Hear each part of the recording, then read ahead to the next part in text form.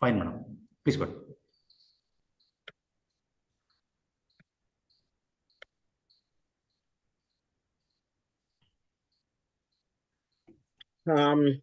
So I had chosen a topic under information communication technologies, the emerging trends in educational technology. Of course, all of us, we know it. Now we are living in a visual media because technology has entered all walks of life. And even not only all walks of life, that when I say that whether it is health or whether it is transportation or whether in almost all, not only that, even in our houses, whether it is a living room, whether it is a kitchen, whether it is a bathroom, everywhere we can see the technological devices, and it has entered. And now our classrooms cannot be left behind, because nowadays the present generation, the current generation, the very, very younger generations, not only the adults, but even very, very small children who are primary school, secondary school, they are very, very smarter, and they are very, very sharp when it comes to use of technology. So as teachers, and we cannot cut a sorry figure before them, and we have to learn and we have to use technology even in the classrooms also. You might have probably heard that we used to speak about a generation gap. So when we use the word generation gap, we used to refer to there used to be a generation gap between the grandparents and the grandchildren. But with the emergence of technology, now the generation gap is not between the grandparents and grandchildren, not even between the parents and children, but there is a gap is between the siblings themselves. So the younger siblings are much more faster, much more smarter when it comes to technology as compared to the older siblings.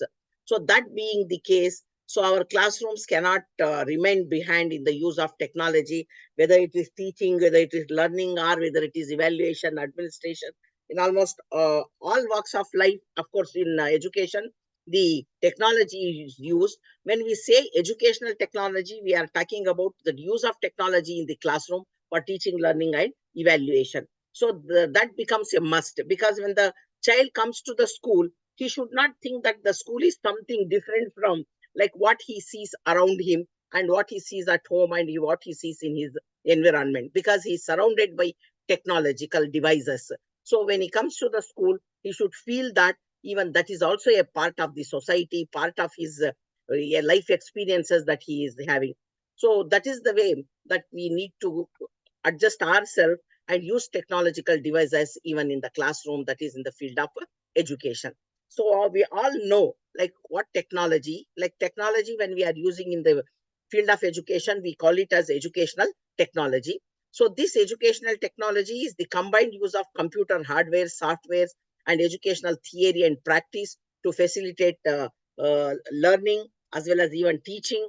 And even educational technology, through using educational technology, we can create and we can use as well as we can manage various the educational resources.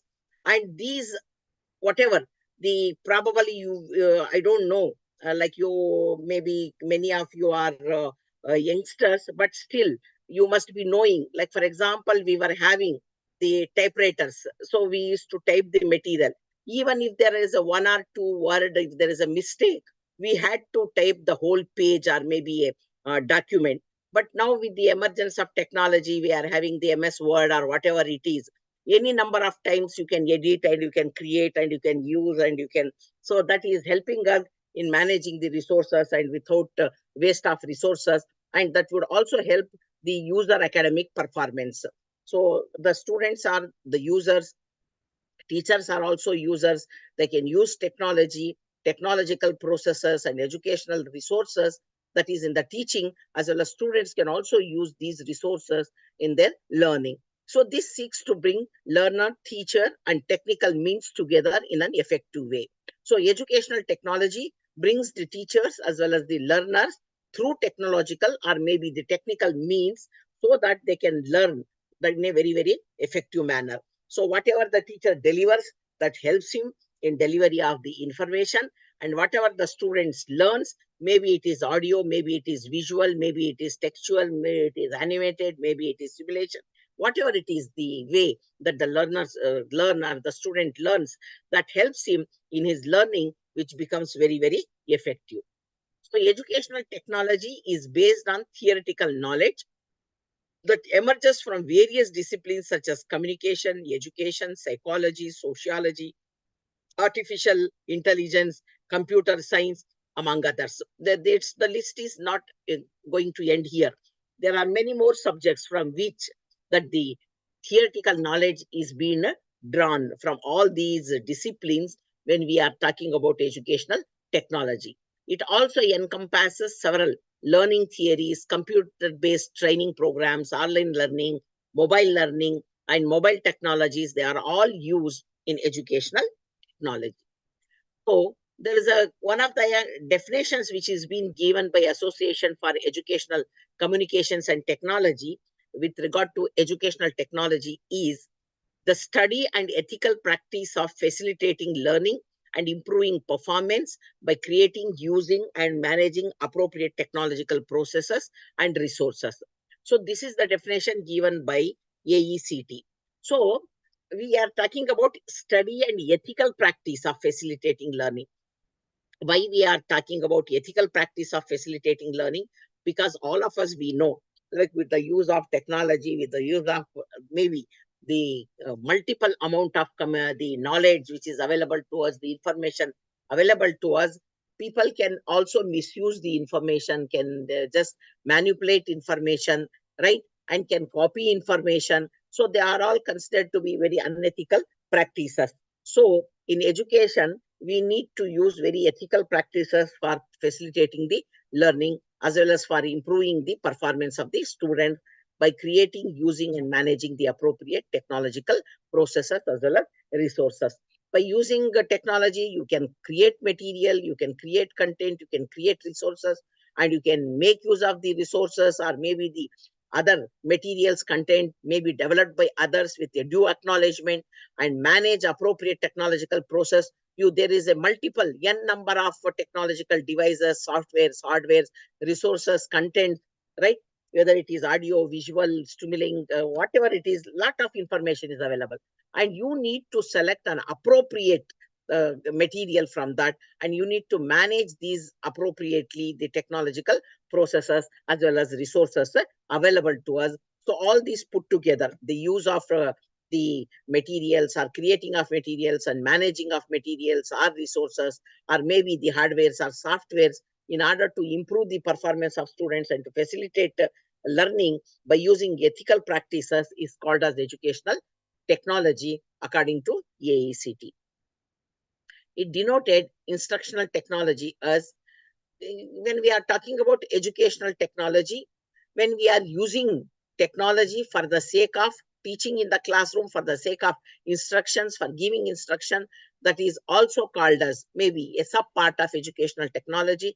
Because educational technology, we can use technology for administration, we can use it for file making, for keeping, maybe for making portfolios, for evaluation purpose, for various reasons in the field of education. Whereas instructional technology is limited to giving the instructions or maybe to classroom teaching and learning. So it is the theory and practice of designing, developing, utilizing, managing, and evaluation of processes and resources for learning. So when we are utilizing the various theories, what do you mean by theories? There are learning theories. That is, psychological theories are there, sociological theories are there, the personality, the learner personality is there, motivational theories are there, reinforcement theories are there. So when we are designing our curriculum, designing our content, designing our resources, you need to keep it in mind the various theories, the students' learner development, their mental maturity. There are various things that you need to keep it in mind when you are creating the resources or maybe the materials, when you are designing it, when you are developing it, and even when you are utilizing it, you should know like to what age level, what material, what resources, what content is appropriate. So utilization is also very, very important. And management, like whether it may be like when we are talking about efficiency, maybe in a using less resources, maybe with less effort and with less time, you should have a high level of performance. So that management is very essential. You should be efficient enough, because in case if you are having a half an hour period, traditionally maybe at a primary level, or 45 minutes at a secondary level, or 1 hour at a higher education level, you need to manage appropriately whatever the selected hardware and software or content that you are used to complete within that particular given time, or maybe the available resources. That is why the management is very important, and evaluation. So whenever we are now the through evaluate, that is using technology, you can evaluate the students performance or students learning very objectively. So it doesn't, because you must have seen now almost all the tests, exams, everything, whether it is NEET, whether it is JEE, whether it is selections, everything, that the evaluation is done using the technological devices. So for evaluation purpose, and for even resource management, for learning, all these theory and practice of designing, developing, utilizing, managing, and evaluation of the process, that is hardware and software, as well as resources for learning, is called as instructional technology. And as such, educational technology, so this is a more comprehensive concept, educational technology, as compared to instructional technology or teaching technology. So educational technology refers to all valid and reliable applied education sciences, such as equipments as well as processes and procedures that are derived from scientific research, and in a given context may refer to the theoretical, algorithmic, and heuristic processes. It does not necessarily imply physical technology. So technology, whenever we are using the word technology, many a times it comes to our mind only the hardware. Maybe it is TV, mobile, computer, laptop, maybe tabs, or maybe the other types of technological other hardwares. It's not just merely we refer educational technology, does not encompass only physical devices or physical technology, but also the softwares, but also the management of the resources, the process of developing the content or designing of content, utilization and use of theory, the procedure, and the scientific research. All these things put together, we call it as educational technology. It is not just merely refers to only the resources. It is not just audio visual resources. It is also the hardware, the software, the resources, the management, the processes, the theory, right? All theories, and the scientific, what we call it as the logic, right? And the context, all these things, maybe the innovative utilization, all these put together, we call it as educational technology, because it is a very broader concept. It is a broader concept. Educational technology can also be called as a process of integrating technology into education in a positive manner that promotes a more diverse learning environment and a way for students to learn how to use technology as well as their common assignments. So it can also be said that it is a process of integrating technology into education. In the field of education, whether it is for teaching, whether it's for evaluation, whether it is for learning or administration, or for creating portfolios, or for admission, for various purposes. So when you are integrating technology, the process of integrating technology in a positive manner, that helps in diverse learning environment. And also, as maybe last time when I was talking about the learner diversity, we are talking about the diverse learning styles that the students are having. Some students like to learn by hearing, some students like to learn by seeing, some students like to learn by doing, right? So there are diverse learning styles are there. In order to cater to these diverse learning styles, the teacher, a single teacher cannot not be able to do cater to the needs of all these students who have different learning styles. So the technology, educational technology, can be of great use or help to the teachers in utilizing it as a technological aid, which can cater or which can promote the diverse learning environments or students' learning styles. And it is also a way for students to learn how to use technology as well as their common assignments. Whenever they are doing some common assignments, they can use technology, as well as some students who have a very special need, and you have a special style, even then they would also learn how to use technology for learning. So the process of integrating technology into education for a diverse learning environment, right, can also be called as educational technology. So the theory and practice of educational approaches to learning, the technological tools and media, learning management systems, education management information systems, back office management, and learning record stores and educational subjects. All these things we can put them together as educational technology. And educational technology can also be a practice of theory as well as practice. So whatever the educational approaches that we use for learning, right? So where you have a theory as well as you have a practice. So you can use educational technology both as a theory and practice of educational approaches to learning. When it comes to theory, you can use technology for teaching the students the concepts, the constructs, the principles, the propositions, the models, whatever it is. That is the content or the resources, the materials may is a composition of concepts, constructs, principles, propositions, models, definitions, and all that. The practice is practice of knowledge, right? And whatever is being learned, the knowledge is gained. And that knowledge can be applied in order to solve the problems. So practice is whatever is learned as a theory. So the use of theory is not just for the sake of only knowledge, that the knowledge we gain by the knowledge is gained through theory, that is through concepts, by knowing constructs, principles, and all these things. When once knowledge is gained, and that knowledge can be applied in order to solve the problems. So once you are applying the knowledge in order to solve the problems, that becomes the practice of whatever you have learned it as a theory.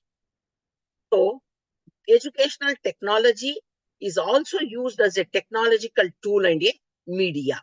So educational technology is also used as a technological tools as well as media. For instance, massive online courses that we are having that assist in the communication of knowledge and its development and exchange of knowledge. This is usually what people are referring to when they use the term tech. So educational technology, edutech, and all these people, when they are using these technologies as technological tools, and it is used as a media through which that the information is conveyed or communication of knowledge is done. So educational technology can also be considered as technological tools as well as a media to communicate the knowledge. And educational technology for learning management system, and we all know that LMS. Now educational technology also encompasses tools for student and curriculum management and education management information systems. So through LMS, we can mentor students and we can have gamifications. We have a lot of courses. We can have users and we can have a lot of surveys and polls, and we can have manage the complete students' curriculum as well as students' learning. And there can also be a management of information. So educational technology can be used for learning management systems. And educational technology can also be used as a back office management when we are using it for training management systems, for logistics, budget management, learning record store for learning data storage and analysis. It may be in the field of education, maybe admission register, students' portfolios, maybe teachers' data, maybe teachers' academic portfolios, everything like the administration purposes for record keeping or for the data storage. It can be used as a back office management educational the technology in the field of education.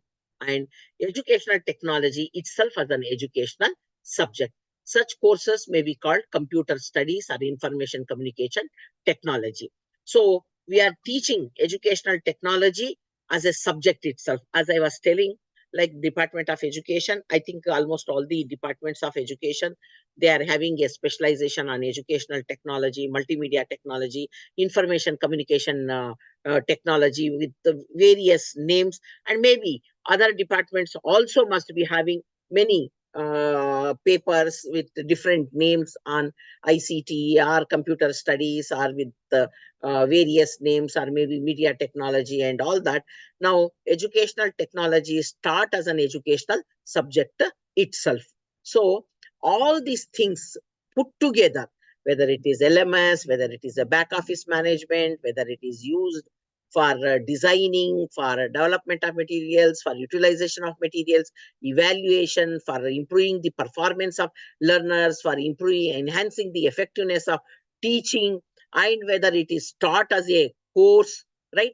All this put together, all hardware, softwares, everything, all this put together, it encompasses, that is, all this put together, we call it as an educational technology. So therefore, that this particular word or the concept educational technology is very, very comprehensive, and it is very, very wider, which includes all these aspects like what I just presented through all these backslides.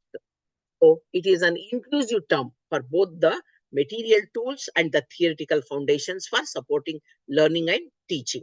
So it is not merely, many a times whenever we are using the word technology or educational technology, always it is, I said just now, that it is mistaken for only the hardware or only the technological tools. It's not just merely only the hardwares or only the devices, but it is an inclusive term which includes both material tools, hardwares, softwares, the content, materials, designing, processes, evaluations, right? As well as theoretical foundations for supporting learning and teaching. So when we are using appropriate devices or maybe the softwares, as well as we are designing maybe the content and all that, we need to keep it in mind the learner's interest, the learner's level of understanding, comprehension, or maybe the background knowledge, the input that the student has brought, and the student's mental maturity, maybe the level of intelligence. There are various things, and maybe the availability of the various the students, the supportive systems which is there. All these things need to be known. So for that, we require a traditional theoretical foundation so that it supports both learning as well as teaching. So educational technology is not restricted to high technology, but is anything that enhances classroom learning in the utilization of blended face-to-face or online learning.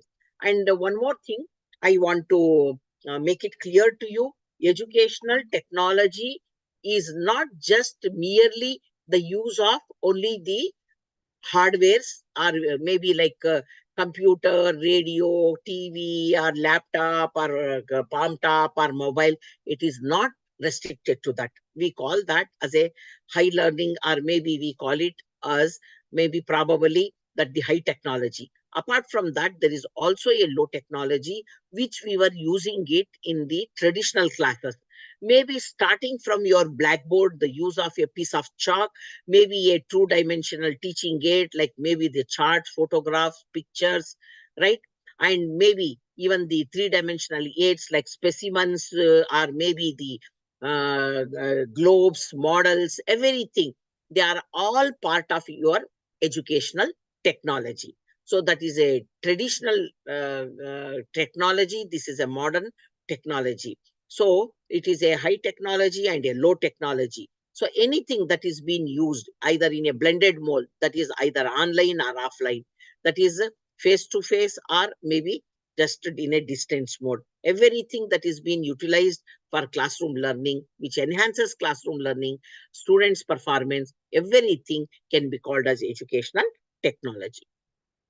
And educational technology encompasses, there may be many at times there are overlapping things are there, but there are different names are being given by different people in order to utilize it in the field of education. So educational technology encompasses maybe the electronic learning or the e-learning, instructional technology, information communication technology in education, that is ICT in education, yet tech, learning technology, multimedia learning, technology enhanced learning. There are different types that the different types of softwares, and we are using it, and maybe even the different hardwares we are using it.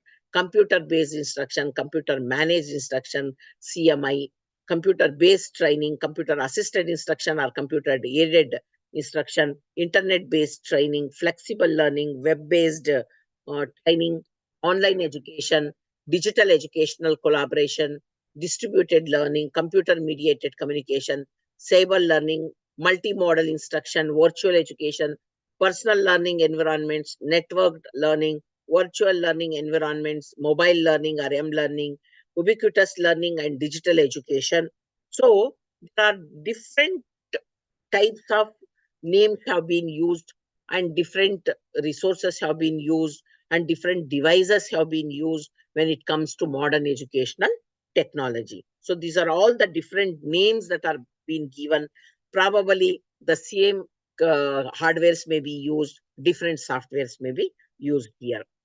Now, when there are so many things available, so what are the trends in educational technology? And so in education, so what type of technologies are usually used? So higher education across the world is on the verge of getting disrupted due to technology advancement, because nowadays you must have seen for a pre-primary level, for a primary level, for a secondary level, in spite of the fact that whatever is the technology available, so without a face-to-face learning, without a personalized learning, no education can be imparted to children or maybe to the kids. So there may be in the schools you may utilize technology, but it has to be a face-to-face mode. But when it comes to higher education, it is almost on the verge of getting disrupted due to technological advancement. Maybe students at a higher education or higher level, they may go for self-learning, utilizing these technologies which are available, that is hardware and software. And it is the students can learn on their own, and they can create the materials. And there can also be because the technology is helping a key role in education, that is both the delivery as well as the, that is delivery in the sense we are talking about, maybe the gigantic amount of information and the knowledge which is available to us, that is through world web available to us, uh, then the content available to us, the content distribution, and the assessment of student. There are various ways that the students are also assessed. So even online, that the students assessment of their portfolios, their knowledge is also being done, and content distribution is done, that the delivery of information is done. So technology is making education dynamic, relevant, and connecting with the real or practical world. So when it comes to higher education, that it is on the verge of disrupting, because it's just dealing with the adults who can learn on their own. So even in higher education, we need to have use of technology in a blended mode, both that is face to face as well as online or distance mode. So technology is making education, that is with the use of technology, we can make whatever the content that we are having, that is relevant, dynamic, as well as we can connect it with the real as well as the practical world for the students to solve the problem. And the new teaching technology is changing the education landscape. The top educational apps are replacing traditional teaching methods. So whatever the traditional teaching methods, whether we were using lecture method or whether we were using the chalk and talk method, or maybe a textbook method, or maybe where we used to say that the teacher is the central focus of teaching, and now that is being replaced by modern teaching methods. We are having a lot of online assessments, artificial intelligence, digital curriculums, personalized learning, voice or speech recognition. Through that, you can personalize your instruction. There are various ways that the students can learn, and you can also use different teaching methods in order to teach the students, and that would definitely improve the teaching also. It can make teaching more and more effective. Now, higher education institutions are adopting cloud-based technologies for student relationship management and learning management systems and assessment management. That is for the assessment of the students, management of students' learning, as well as for maintaining the students' relationship. There are a lot of, we are adopting the cloud-based technologies also. As per the technological trends in education, there is a need to successfully integrate the digital approach into the learning ecosystem. The education institutes and the universities have to work on a bigger scale, making students, parents, and teachers their stakeholders and users. And when technology has entered all walks of life, and even education cannot stay blind to that, we need to integrate technology in the field of education and including higher education also. So we need to, how do we integrate? The integration has to be done very, very successfully. So maybe the probably be the wrong usage, or maybe the inappropriate use of the hardware or maybe software may not help in promoting the learning. So you have to integrate whatever the digital approach into the learning ecosystem more successfully. So for that, the education institutions or even the universities, they have to work on a very, very bigger scale so that the students are benefited. And there you need to take the students, parents, teachers as the stakeholders as well as the users. So that is very, very important. It's not merely the students and teachers. You need to take parents. And now we are going beyond that, not just merely parents, but also the community. We need to make it as stakeholders, because as higher education teachers, we need to be accountable to the society, to the community, to the parents, as well as to the students and to the various authorities, higher ups and all that. So the universities have to work, that is higher education institutions, they have to work on a very, very bigger scale. Now, consequently, the technology-driven education system will grow much older, that is, grow more and more, because the technologies like internet immersive environments, massive open online courses, that is MOOCs, and gamified learning are invading in education sector rapidly. Probably you must be knowing that the UGC has given, when it comes to NEP 2020, that you can have a few credits taken from the MOOC online courses, and then like whatever the students are learning, that is in the traditional maybe institutions or universities or colleges. So whatever they are learning, that is in the colleges, and whatever the performance that the students are having, that is converted into the credit. And the students who get the credits through online courses, that also need to be included when you are declaring the results of the students. So this gamified learning or digital learnings or online learnings, they are growing more and more in, especially in higher education sector. So what are the emerging trends that can be used successfully in higher education? Not just merely in higher education, these can be used at a school level also, whether it is secondary or primary, as well as at a higher level, also at a university level or at a college level.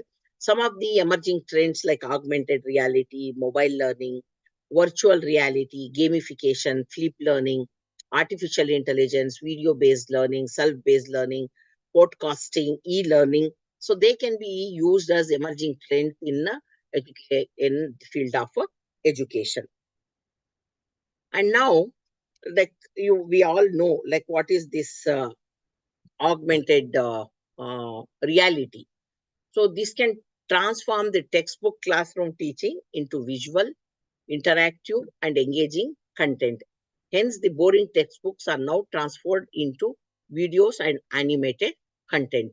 It's nowadays we are having plenty of material available to the teachers also. So that we are having a teacher resources, the portal like Diksha. And apart from that, there are a lot of online resources available to all subject teachers at a school level, whether it is science or whether it is maths, whether it is social studies, whether it is languages, or even at a university level or college level, whatever the topics that you are teaching, lot of contents are available, YouTubes are available, animated materials are available, videos are available, right? So you can convert the boring textbooks or just the content into these videos. The teachers can also create content because now there is a lot of trainings that are being given to the teachers also to create the online content. So contents are being created and even videos are also created, and also a lot of stored resources are available to the teachers that can also be utilized by the teachers. And this augmented reality based mobile apps in 2020, which are going to infuse more engagement in learning exercise.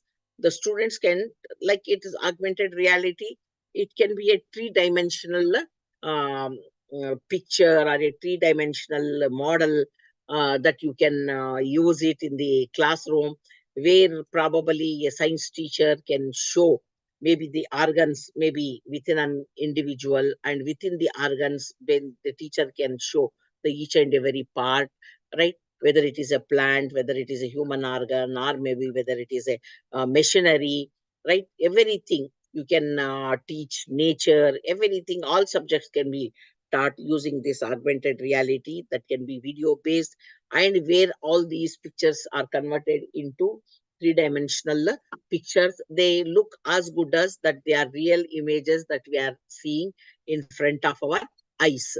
So they are completely, that can change the scenario, that is the traditional teaching, into a visual, interactive and engaging content.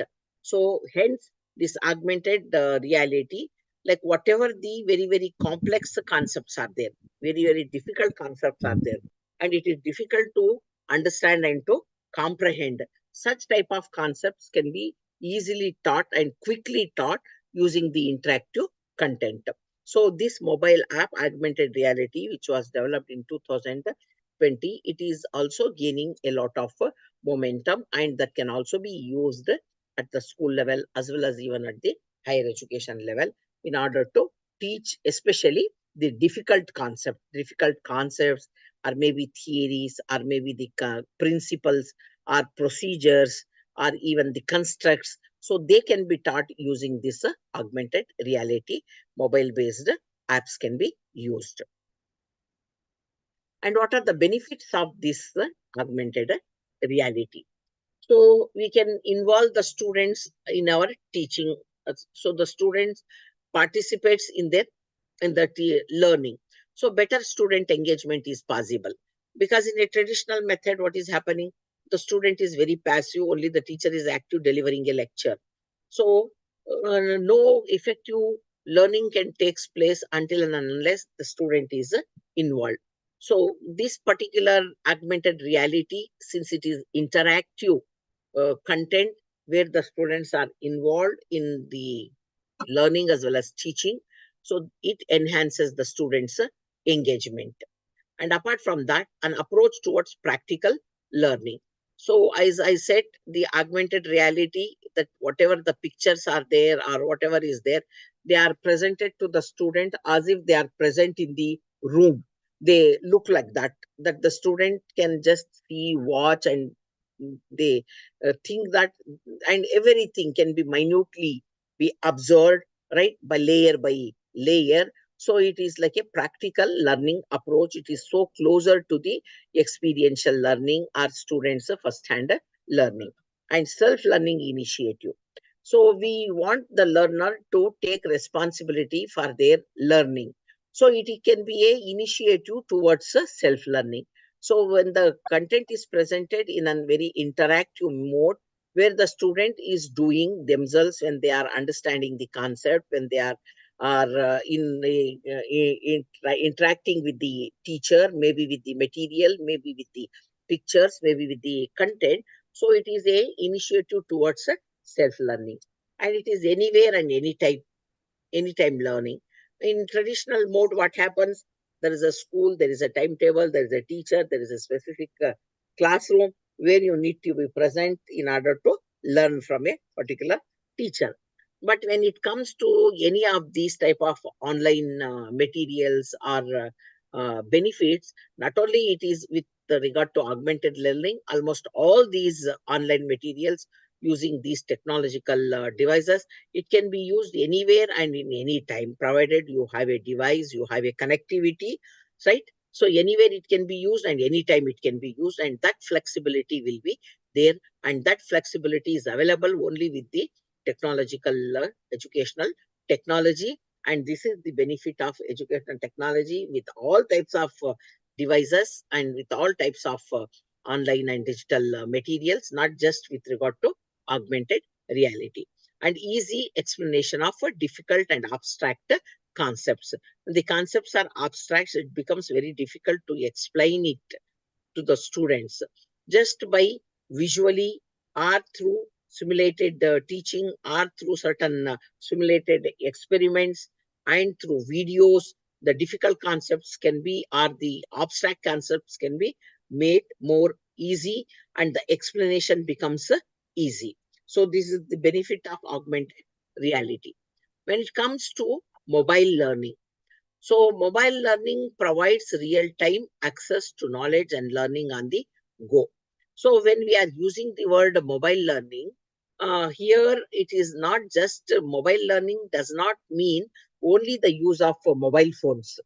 So any type of technological device which you can carry, which is handy, is called as a mobile learning. You can use your laptop, you can use your palm top, you can use your tab, right? You can carry your mobile, any device where you can carry it easily, which is handy, and through which you can learn. All these devices, they are called as mobile, and the learning which happens through these devices which are portable and which are handy and which are your mobile, which can be moved from one place to another place.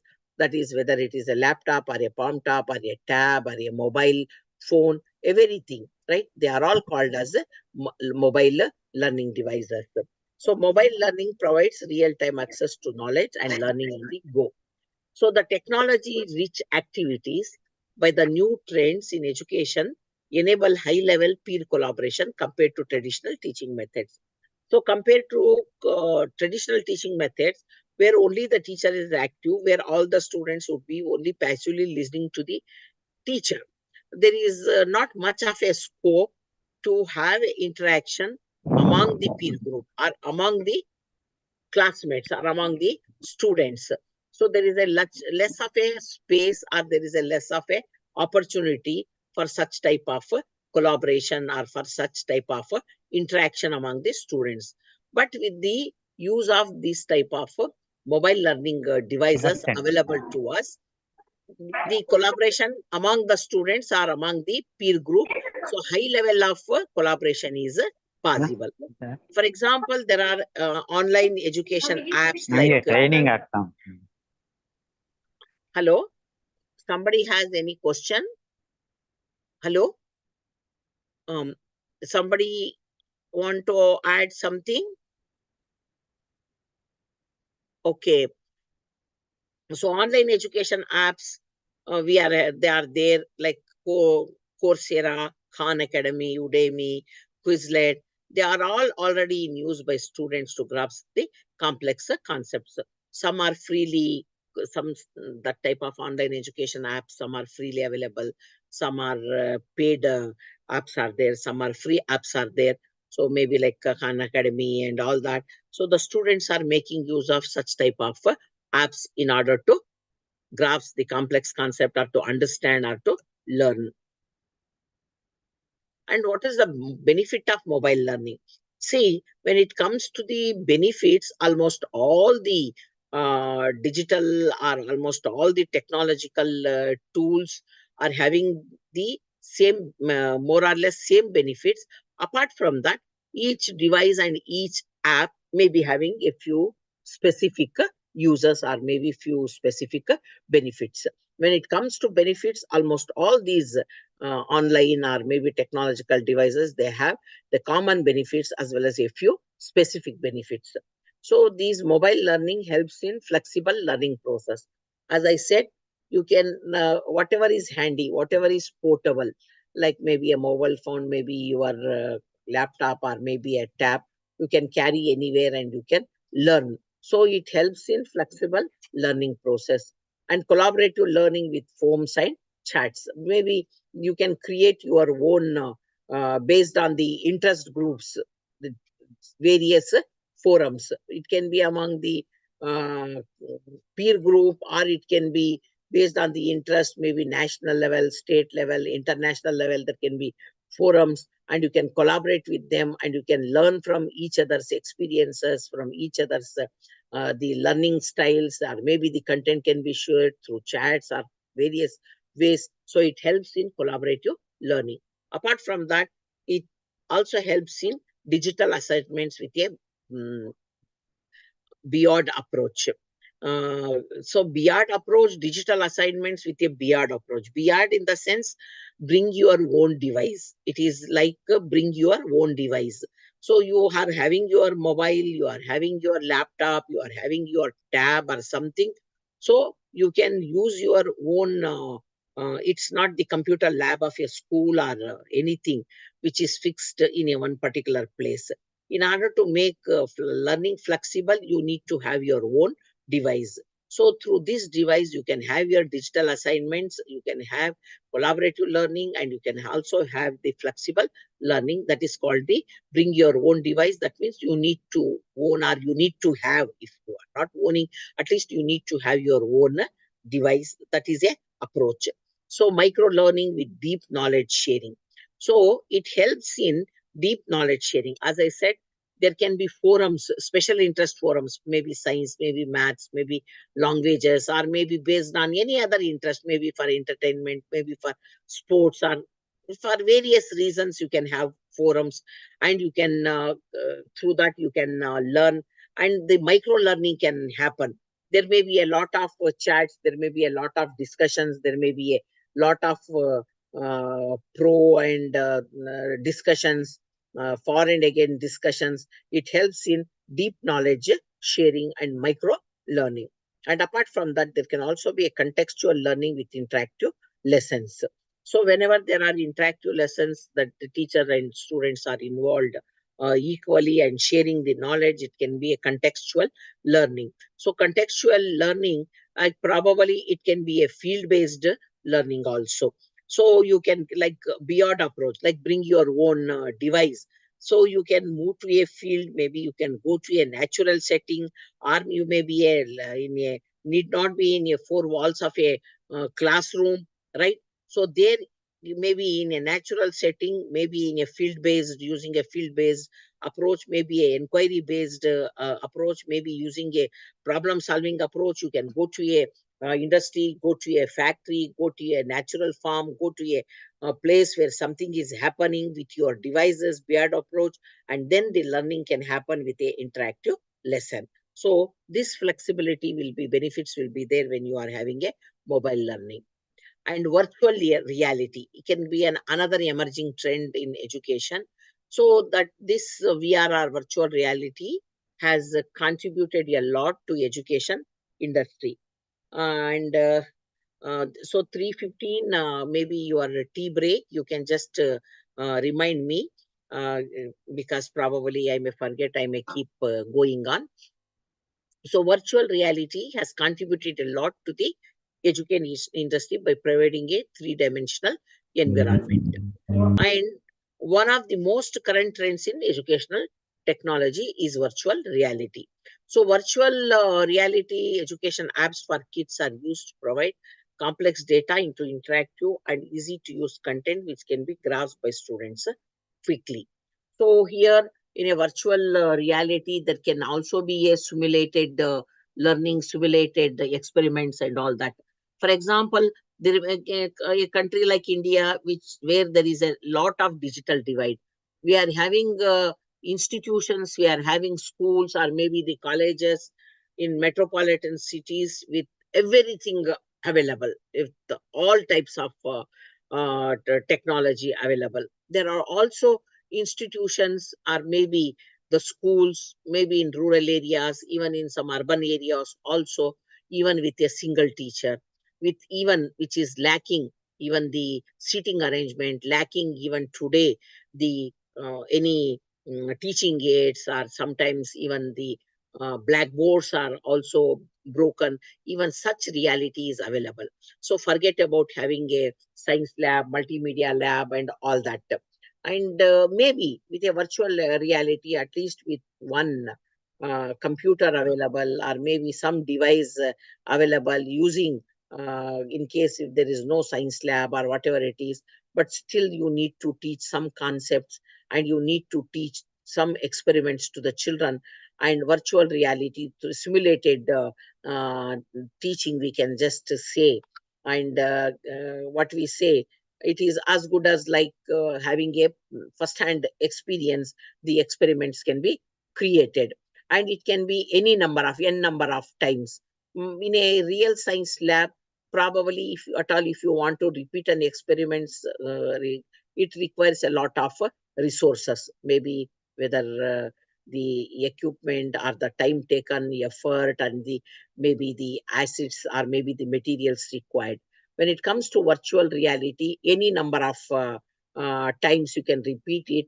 It is very, very cost effective. For example, now every mobile phone is having a camera.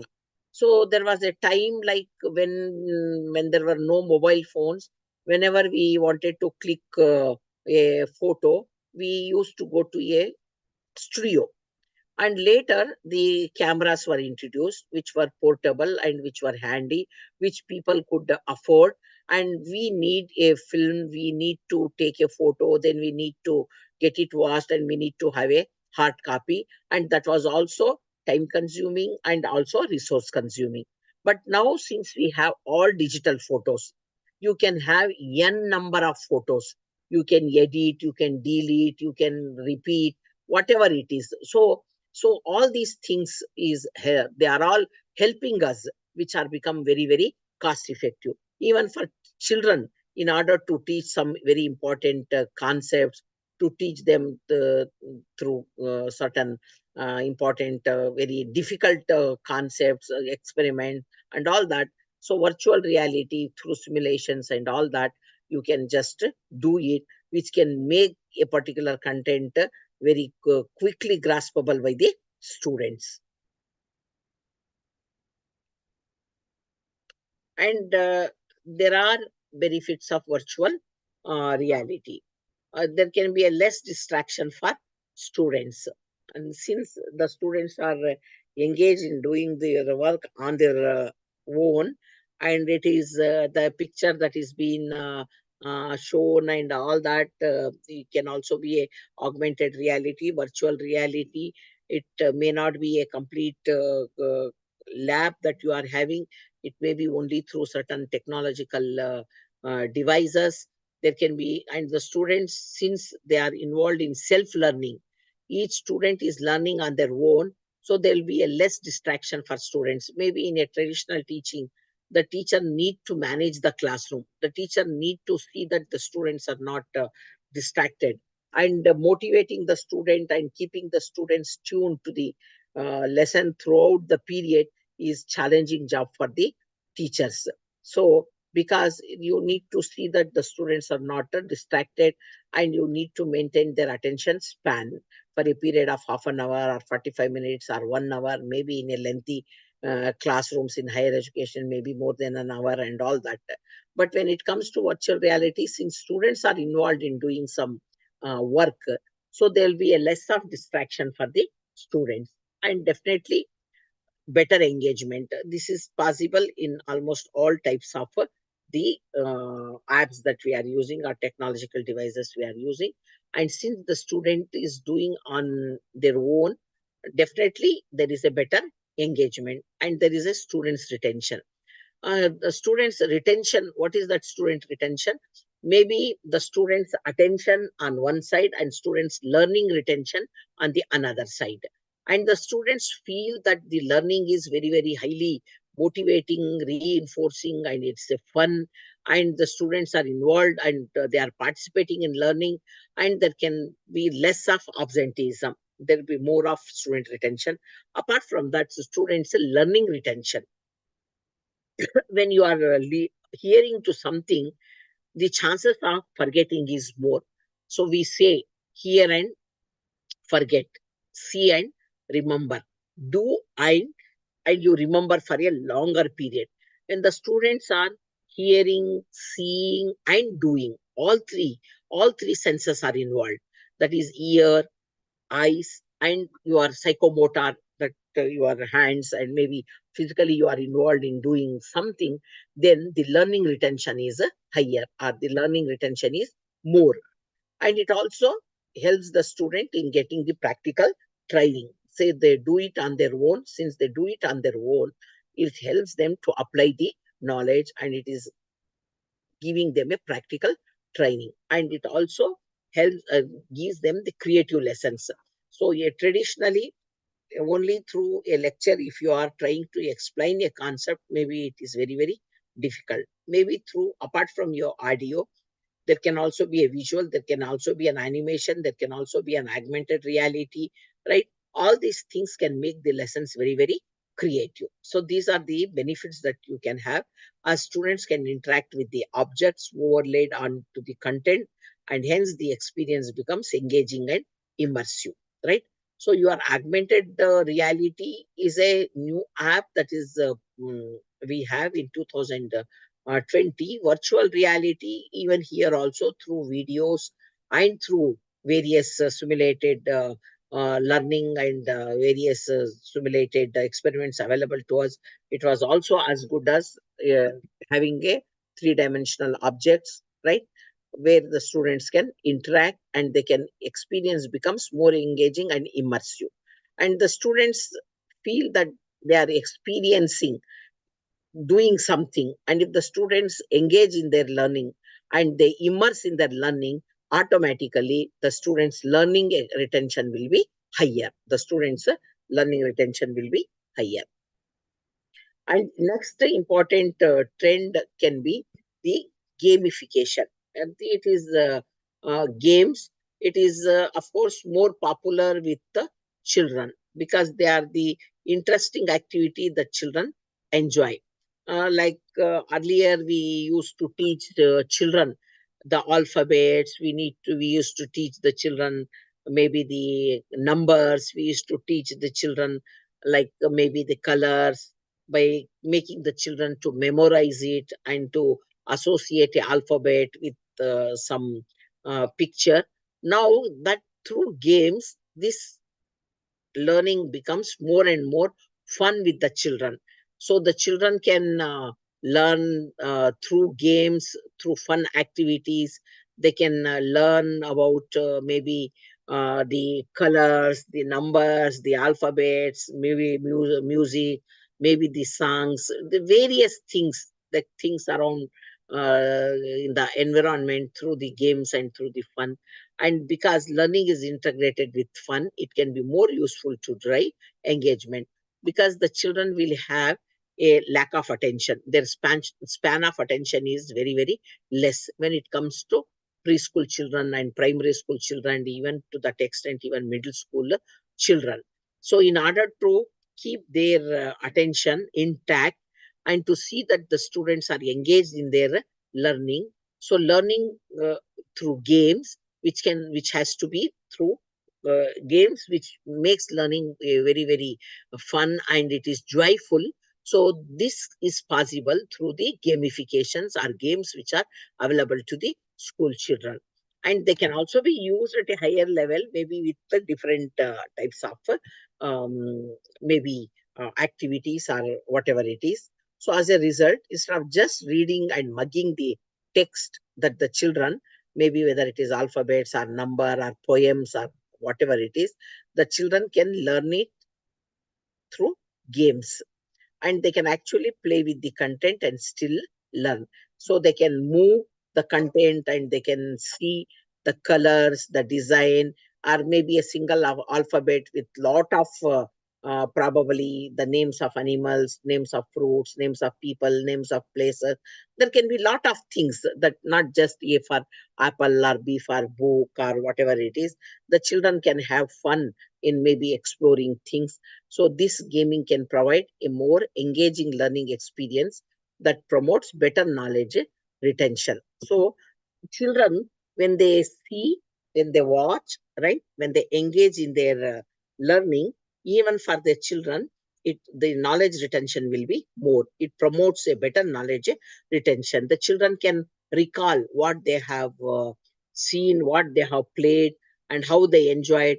What does it? How does it happen with A? What were the animals, names of animals which was associated? Maybe fruits, maybe vegetables, maybe people around them, or maybe the things in the environment. There can be many things children can recall. So that is when the children can recall many things. That means there is a better knowledge retention because they have retained it, and it is promoting a better learning and also promoting knowledge retention. So that is possible through gamification. And of course, through games or gamification, you can have fun grading system. You can incorporate, that is learning by doing, and learning becomes enjoyable, and it is a fun grading system, and it can be a competitive based learning. You can make children to watch, to see, and to do, and we can tell children like how many things they have learned in a particular maybe in a few minutes, and it can be competitive based learning, and it can be instant results of the game. And the children, like if they are learning through a game, right and wrong, right? The children can get the feedback, and it can be an instant result. And it can also be an informal learning by gamified homework. So the children can continue to learn through games as a homework also. That can also be an informal learning. And role playing themes for literature lessons. When there are language lessons and all that, there can also be a role playing themes, that is through game or gamification. There can be cartoon characters, there can be children can do it in the classroom, can replay such type of role plays when it comes to the language lessons or maybe literature lessons. So gamification is another important trend, especially at a school level, that can be used as one of the important trend in education. And apart from that, there is a concept, a very recent in the sense it's already quite old now, like flipped classrooms or a flipped learning. There is a concept like flipped learning. So, what is this flipped classroom or a flipped learning? Because there is a now, it's the flipped classroom or flipped learning is becoming a very important, and it's gaining a lot of momentum, and it's become a lot of research is also been done on this flipped learning. Even one of my PhD student, and maybe some 5 6 years 7 years back, she did her research PhD work on flipped learning. So this is gaining a lot of importance nowadays, the flipped learning or maybe the flipped classrooms. What is this flipped classroom?